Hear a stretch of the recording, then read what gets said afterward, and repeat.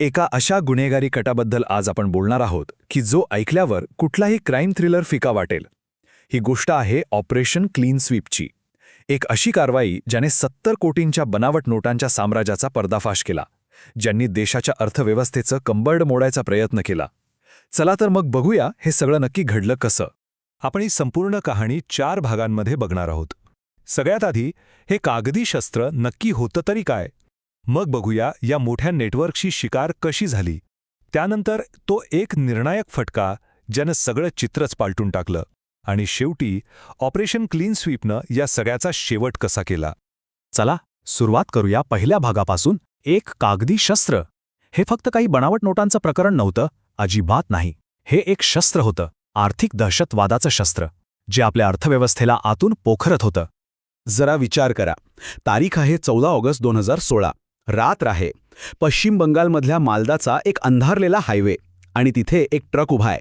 Driver प्रचंड घाबरलेला दिसतोय. वरवर पाहिलं तर ट्रकमध्ये भाजीपाल्याची पोती आहेत, पण त्या पोत्यांखाली जे दडले ना, ते एक असं रहस्य आहे जे देशाच्या मुळावरच घाव घालू शकतं. त्या ट्रकमध्ये त्या रात्री तब्बल 5 कोटी रुपयांच्या बनावट नोटा सापडल्या. 5 कोटी. पण खरी धक्कादायक गोष्ट ही नाहीये. ही तर फक्त एक लहानशी खेप होती. म्हणतो ना आपण, मोठ्या वादळापूर्वीची शांतता, तसंच काहीसं. हे तर एका महाभयंकर नेटवर्कचा फक्त एक छोटासा भाग होता, जे अनेक वर्षांपासून आपल्या देशात हे विष पसरवत होतं. या बनावट नोटांना एका तांत्रिक नावानं ओळखलं जातं, FICN, म्हणजे फेक इंडियन करन्सी नोट. पण एक मिनिट, या काही साध्यासुध्या बनावट नोटा नव्हत्या. यांची क्वालिटी इतकी भारी होती की खरी नोट कोणती आणि खोटी कोणती हे ओळखणं जवळपास अशक्य होतं. आणि यांचा उद्देश फक्त पैसे कमवणं नव्हता, तर देशाच्या अर्थव्यवस्थेवरचा लोकांचा विश्वासच उडवून लावणं होता. हे एक शस्त्र होतं, पैशाच्या रूपातलं. गुप्तचर यंत्रणांनी जेव्हा अंदाज लावला तेव्हा आकडा समोर आला 70 कोटी रुपये. हो, 70 कोटी. गेल्या फक्त 5 वर्षात या नेटवर्कने एवढ्या बनावट नोटा भारतात पसरवल्या होत्या.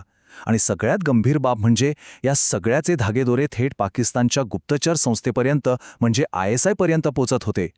पण प्रश्न हा आहे की या नोटा इतक्या खऱ्या कशा वाटत होत्या. याचं कारण म्हणजे त्यात वापरलेला कागद, तो सुरक्षा धागा आणि गांधीजींचा वॉटरमार्क, सगळं काही जवळपास परफेक्ट कॉपी होतं. इतकं परफेक्ट की सामान्य माणसाचं तर सोडाच, कधीकधी बँकेतले कर्मचारीसुद्धा फसले जायचे. बरं, इतक्या सगळ्या नोटा भारतात येत कशा होत्या? त्यासाठी 3 मुख्य मार्ग वापरले जात होते. पहिला आणि सगळ्यात जास्त वापरला जाणारा मार्ग होता बांगलादेशच्या सीमेवरून. दुसरा होता नेपाळच्या मोकळ्या सीमेचा, जिथून सहज एंट्री मिळायची. आणि तिसरा मार्ग होता समुद्राचा, म्हणजे गुजरात आणि महाराष्ट्राच्या किनाऱ्यावर छोट्या छोट्या बोटींमधून हा माल उतरवला जायचा. आणि आता सुरू होतो कथेचा दुसरा भाग, नेटवर्कची शिकार. या अदृश्य शत्रूचा सामना करायला आता मैदानात उतरली होती भारताची टॉप तपास यंत्रणा NIA. त्यांच्यासमोर एक मोठं आव्हान होतं, एका अशा जाळ्याला तोडण्याचं जे डोळ्यांना दिसतच नव्हतं. NIAने तसं तर 2014 पासूनच या नेटवर्कचा माग काढायला सुरुवात केली होती. पण माहिती कशी तुकड्या तुकड्यांमध्ये मिळत होती. पूर्ण चित्र काही समोर येत नव्हतं. मग 2015 मध्ये बिहारमधल्या एका दुकानदाराकडून एक महत्त्वाची लिंक मिळाली. पण खेळाला खरी कलाटणी मिळाली ती नोव्हेंबर 2016 मध्ये. हे नेटवर्क पकडणं इतकं अवघड का होतं माहिती आहे? कारण त्यांचं काम करण्याचं एक खास सेल स्ट्रक्चर होतं. म्हणजे कसं की साखळीतल्या प्रत्येक माणसाला फक्त त्याच्या पुढच्या आणि मागच्या माणसाचीच ओळख असायची. त्यामुळे समजा कोणी एक पकडला गेला तरी संपूर्ण नेटवर्कपर्यंत पोहोचणं जवळपास अशक्य होतं. मास्टरमाइंड नेहमीच सुरक्षित राहायचा. त्यामुळे NIA समोर सगळ्यात मोठा प्रश्न होता की जो शत्रू दिसतच नाहीये त्याला पकडणार कसं. आणि ह्या प्रश्नाचं उत्तर मिळालं एका अशा घटनेतून ज्याचा कोणी विचारसुद्धा केला नव्हता. आणि इथेच कथेचा तिसरा आणि सगळ्यात महत्त्वाचा भाग सुरू होतो, तो निर्णायक फटका. एक असा सरकारी निर्णय ज्याने या संपूर्ण नेटवर्कचं कमरडच मोडून टाकलं. ती तारीख होती 8 नोव्हेंबर 2016. नोटबंदीची घोषणा झाली.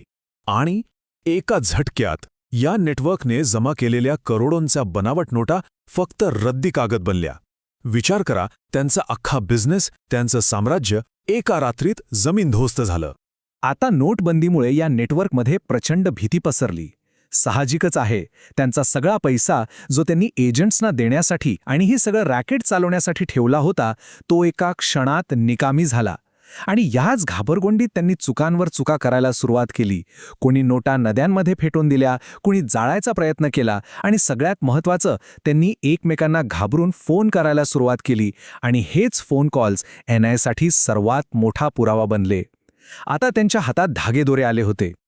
आता NIAकडे या नेटवर्कचा जवळपास पूर्ण नकाशा तयार होता. प्रत्येक लिंक माहिती होती.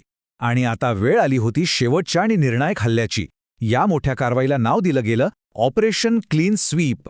हे ऑपरेशन प्रचंड सुनियोजित होतं.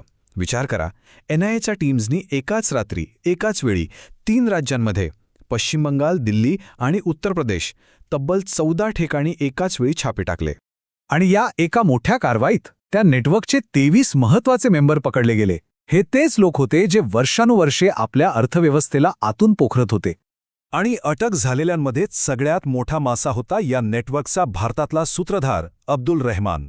हा मूळचा बांगलादेशी नागरिक होता, जो दिल्लीत खोटी ओळख घेऊन राहत होता. त्यांच्या घरातून तपास यंत्रणांना बनावट नोटा तर मिळाल्याच, पण त्यासोबत एक कोडेड डायरी आणि ISIशी थेट संबंध असलेला एक सिम कार्ड सुद्धा सापडला. आपण 70 कोटी म्हणतोय, पण हा फक्त एक आकडा नाहीये. याच्या मागे सामान्य माणसाचं नुकसान दडलेलं आहे. विचार करा त्या शेतकऱ्याचा किंवा दुकानदाराचा, ज्याला त्याच्या खऱ्या मालाच्या बदल्यात एक खोटी नोट मिळाली, किंवा तो रिक्षावाला ज्याची दिवसभराची मेहनत एका बनावट नोटेमुळे वाया गेली. हा हल्ला थेट आपल्यासारख्या सामान्य माणसांवर होता. अब्दुल रहमान आणि त्याच्या साथीदारांना शिक्षा तर झाली, पण ही लढाई इथेच संपत नाही. खरं तर बनावट नोटांचं हे नेटवर्क आजही कुठेतरी सक्रिय आहेच. ही एक अशी लढाई आहे जी कधीच संपत नाही. ही बंदुकांनी नाही, तर बुद्धीने, दक्षतेने आणि आपल्या तपास यंत्रणांच्या मेहनतीने लढली जाते. आणि ऑपरेशन क्लीन स्वीप हे याचंच एक उत्तम उदाहरण आहे की शत्रू कितीही अदृश्य असला तरी त्याला शोधून काढण्याची आणि हरवण्याची ताकद आपल्या यंत्रणांमध्ये नक्कीच आहे.